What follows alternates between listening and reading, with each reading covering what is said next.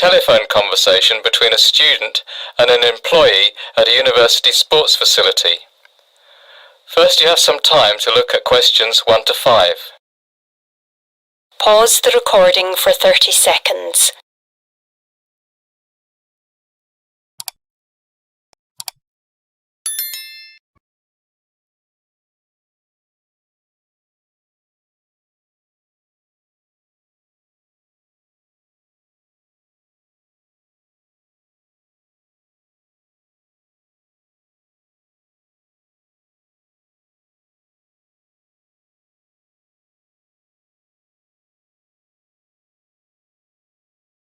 You will see that there is an example that has been done for you.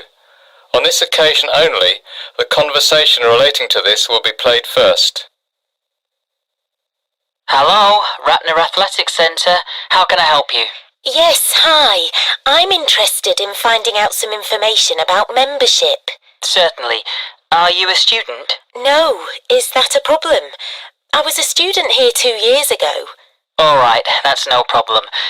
Current students get membership for no charge, but recreational memberships are also available for purchase for university faculty, staff, alumni and retirees, as well as their spouses and children. The answer is no charge, so this has been filled in for you. Now we shall begin. You should answer the questions as you listen, because you will not hear the recording a second time. Listen carefully and answer questions 1 to 5. Hello, Ratner Athletic Centre. How can I help you? Yes, hi. I'm interested in finding out some information about membership. Certainly. Are you a student? No, is that a problem? I was a student here 2 years ago. All right, that's no problem. Current students get membership for no charge, but recreational memberships are also available for purchase for university faculty, staff, alumni and retirees, as well as their spouses and children. Okay, good. How much does it cost? For an alumnus, that's £240 annually, or £100 for a month. Oh, that's quite expensive. It's a shame I didn't take advantage of the athletics facility when I was a student here. I'll have to think about this. Well, we do offer a really excellent facility. For the cost, members have access to the Emily Pankhurst Fitness Centre, which is a beautiful exercise space, open and full of light. The fitness centre includes 2 weight circuits, free weights, rowing machines, elliptical trainers, recumbent and upright bicycles, step mills and treadmills, and many other activities. But the most prominent, and I'd have to say popular, feature of the Ratner Centre is the Dalton swimming pool. It's 50 metres by 25 metres and includes up to 20 lanes in the 25 metre dimension and 9 lanes in the 50 metre dimension, and also has 2 1-metre diving boards available. What activities specifically are you interested in? Yes, well, I'm interested in swimming and also in getting started with some weight training, although I've never tried it before in my life. I feel rather intimidated, actually. Is there instruction available? You know, someone to teach me to use the machines and maybe help me figure out a training program to reach my goals? Yes, we have personal trainers available for an additional cost. We also offer fitness evaluation, which, by the way, I highly recommend for someone just starting out with weight training, and you would be orientated to the machines as part of this. Oh, one more thing. What are the opening hours?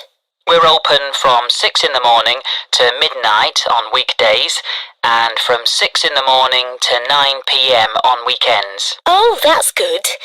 All right, well, I guess I'd like to join. Before you hear the second conversation, you have some time to look at questions 6 to 10. Pause the recording for 30 seconds.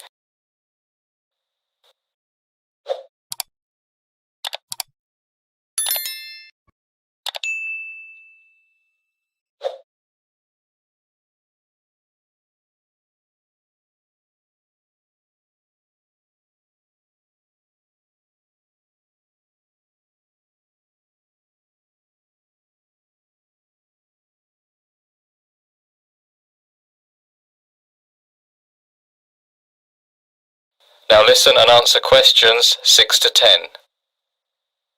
Very well. Can I have your name, please? That's Shannon Fleet. SHANNONFLEET.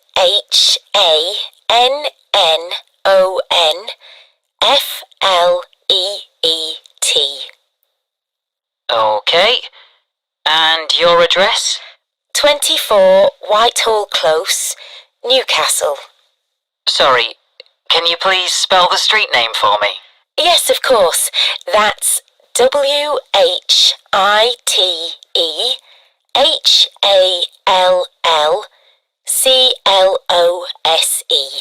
Got it. And your postcode? NE01EN. N as in night and E as in England. Yes, that's correct. Uh-huh. I'll need a phone number. Okay, it's 9765 484 493. That's 9765 484 943. No, sorry. The last three numbers are 493, not 943. Okay. Now, you'll need to pay when you come for the first time, and you can either pay by cash or credit card. I'll pay cash. Fine. And be sure to bring some sort of proof of address, like a bill or driver's license. I don't drive. Will my electricity bill do?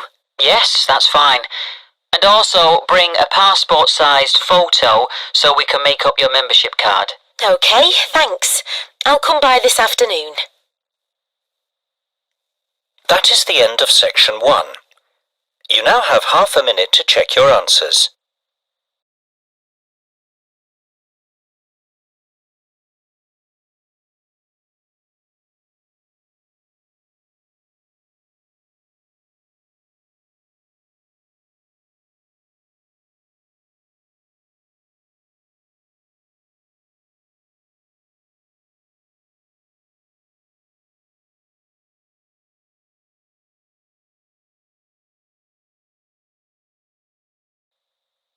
Now turn to section 2. Section 2. You will now hear a speaker talking to a group of students planning to study in South America next year. First, you have some time to look at questions 11 to 15. Pause the recording for 30 seconds.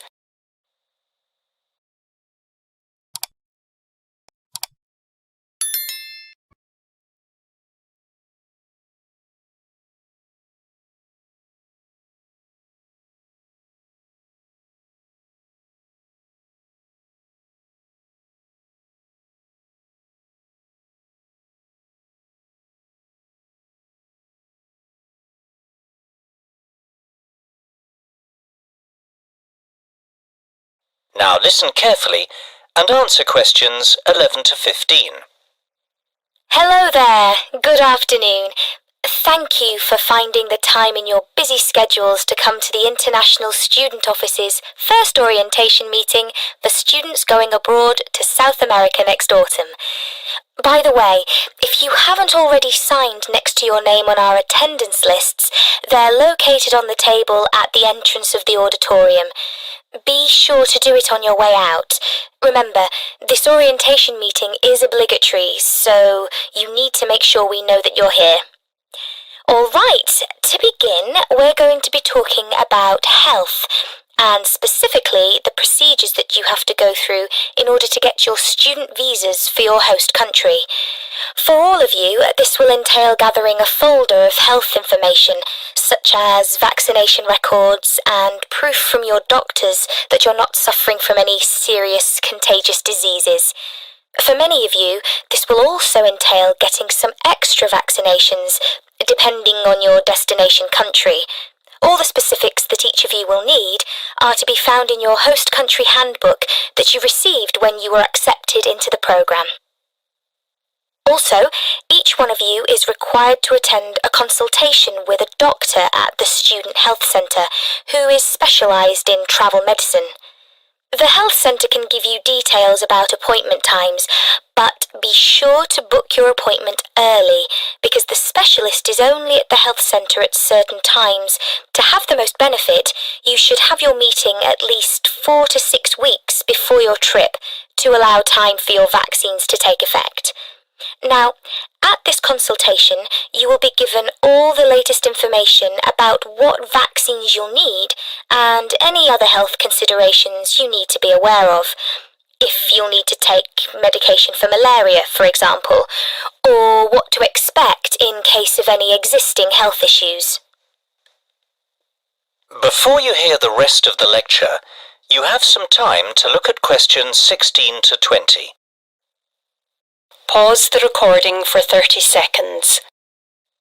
Now listen carefully and answer questions 16 to 20. Pause the recording for 30 seconds.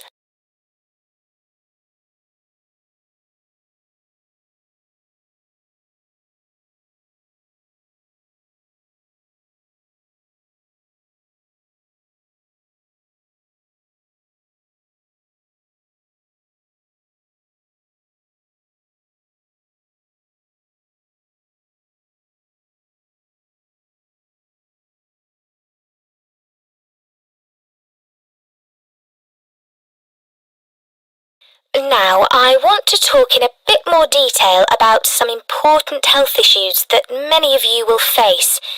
First of all, I want to say a few things about malaria, which will apply to most of you with South American destinations. In most South American countries, malaria is present in some areas, but not in others. In Brazil, for example, the Amazon basin is a high-risk area, while the coastal cities, such as Rio de Janeiro and Sao Paulo, have a very low risk of malaria. So, if you will be studying in Sao Paulo, you will not need to take medication for malaria. However, if you are studying in Sao Paulo and doing field work somewhere in the Amazon basin, then you will need medication. Likewise, if you plan to travel into rural regions, then you will need medication. You should be realistic about what your plans are, and if you decide not to take malaria medication, keep informed and don't travel to a high-risk area. We've had 2 instances of students returning with malaria in the last 5 years, and both cases had to do with spontaneous travel after their studies to areas with a high risk of malaria. Of course, there are quite a few other insect-borne illnesses that can be caught, so it's essential to avoid being bitten as much as possible, even if you are taking malaria medication. To prevent insect bites, you should wear long-sleeved shirts and long trousers whenever possible, and use an insect repellent on any bare skin. You should also bring a flying insect spray to help clear rooms of mosquitoes. The product should contain a pyrethroid insecticide. Bed nets treated with permethrin, if you will not be sleeping in an air-conditioned or well-screened room, are also a very good idea. Although it's not always possible, it's best to remain indoors in a screened or air-conditioned area during the peak biting periods of dusk and dawn. Finally, in much of South America, there is a risk of schistosomiasis, a rather nasty parasitic infection that can be contracted in fresh water. So do not swim in fresh water except in well-chlorinated swimming pools. Any questions so far? That is the end of section 2. You now have half a minute to check your answers.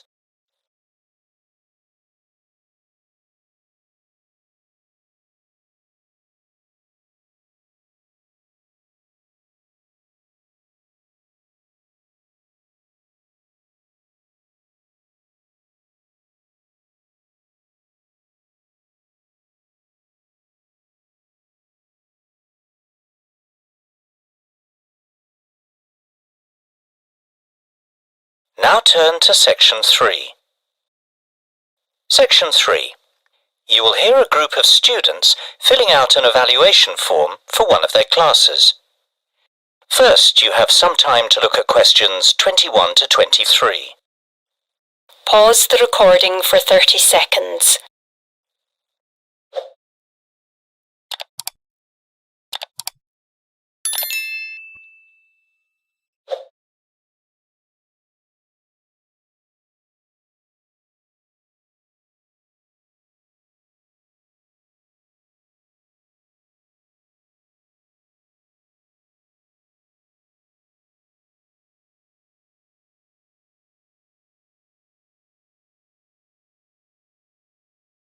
Now listen carefully and answer questions 21 to 23.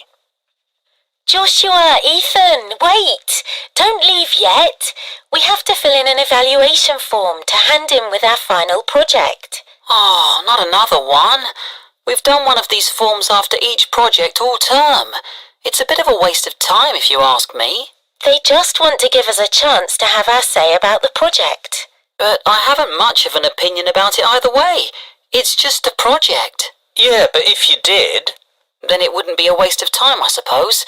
What's your point? Well, just say you have no opinion. What's the problem with that? You're right, I'll do that. And it'll be easier than making something up. But even if we had issues and wrote them down, do you think anyone reads them? I rather doubt it. Of course they do. Remember in the first term, when there were some problems with people in some groups not doing their fair share of the work? There were lots of comments about this on the evaluation forms, and so Dr. Smith came and talked to us about it, and decided to add the individual evaluation forms so we could each evaluate our other group members' effort. That was a really important outcome.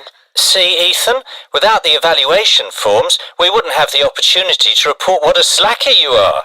Oh, come on. I've done as much work as anyone.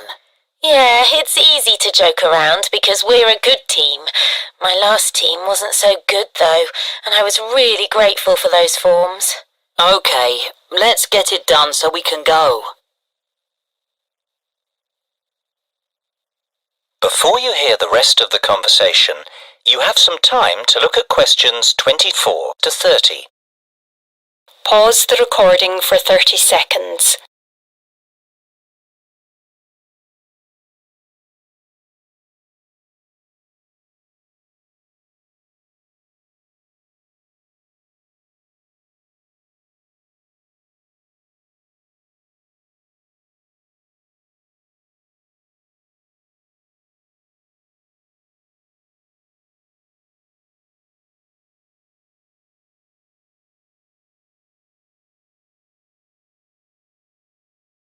Now listen and answer questions 24 to 30.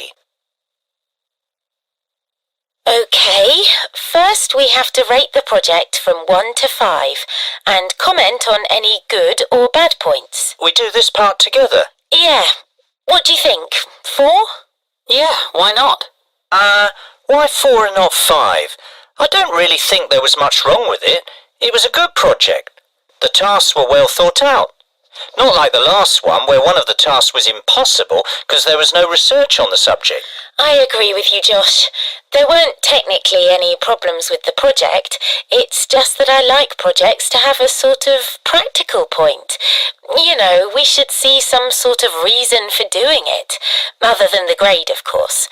If it had some sort of real-world application, it would have been perfect. What do you think, Ethan? I don't know. Why don't we give it a 4.5? That's a good idea. Can we do that? I don't see why not. And I agree. 4.5. So, what about good points? Josh said it's well thought out. Anything else? I liked having a choice between 2 topics. I mean, some topics just don't interest some people. Yes, you're right. Unfortunately, I thought they were both boring. Oh, I'm sounding a bit negative, aren't I? I can't think of any specific good points. Oh, that's all right. Let's move on to the bad points. You're eager to go, aren't you? Yeah, I'm going camping tomorrow and I have to pack. But back to the topic. I haven't got an opinion about bad points. Lily's already said her share. What about you, Joshua? Any complaints? No, I think it was a good project. Well, if I had to say something, I guess it would be the timescale. I think they should have given us more time to do this final project, since it was a larger part of our grade. But I don't think that's a big deal. Okay, I think we're done. We just have to do the individual evaluation forms and that's it. That is the end of section 3. You now have half a minute to check your answers.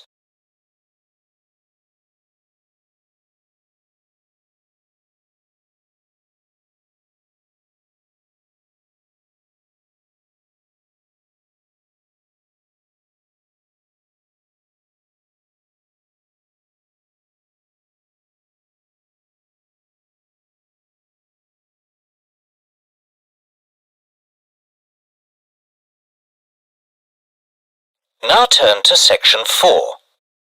Section 4. You will hear part of a lecture in a marketing course. First you have some time to look at questions 31 to 40. Pause the recording for 1 minute.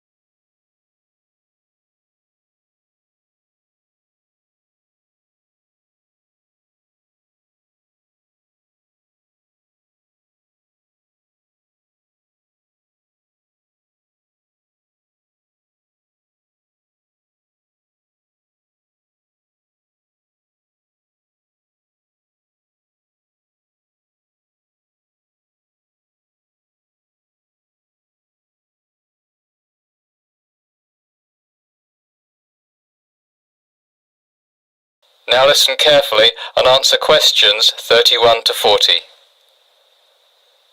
Today we're going to look at marketing over the lifetime of a product and how the different phases in the product life cycle impact on the kinds of marketing decisions we make and influence the marketing strategies we employ. Of course, the first stage in the product life cycle is known as the market introduction stage. At this point, costs are very high indeed, and since the product is fresh to the market, sales volumes can be low to start as the product has yet to take off. What the marketing department must do, therefore, is get as much publicity as possible for the product and begin to develop brand awareness and loyalty. Think of the process as little steps. The first step is to get the brand noticed by your target market. This will require aggressive advertising using mediums which are likely to expose the product to and, just as importantly, appeal to the target customer. The next step would be to encourage the target market to try the product.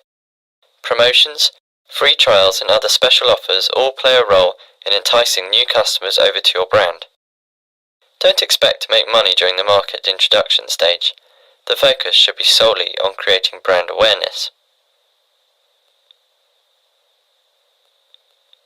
Then we move into the growth phase.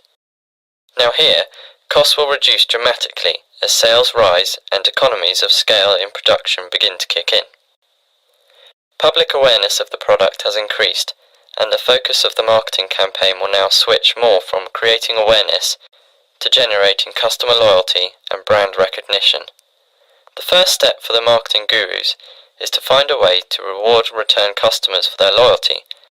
In other words, provide them with an incentive to continue coming back. During the growth phase, several new competitors are likely to emerge as tangible threats to the business. The next step for the marketing team, then, is to differentiate their brand from the alternatives on the market. Unless customers see your product as distinct from the competitors, they really have no reason to remain loyal to it. Therefore, this brand differentiation that I have just spoken of is vital. So, you've grown your business, now it's time to sit back and reap the rewards. We're into the maturity stage. During this period, sales will peak as the saturation point is reached. Competition will be intense, however. The work you have done on developing brand loyalty and differentiating your product from that of competitors will really pay off now. The marketing department must continue to differentiate the brand from competitors and, if possible, diversify the product features. That is, find new applications for the product in order to open up potential new markets and prolong the maturity stage. The final stage in the product life cycle is saturation and decline. Some would argue that reaching this stage is a natural progression for every product. However, there is a growing belief that, should the marketing department do its job properly, the product should stabilise and never really fall into decline. We'll examine this debate a little more closely next time. That is the end of section 4. You now have half a minute to check your answers.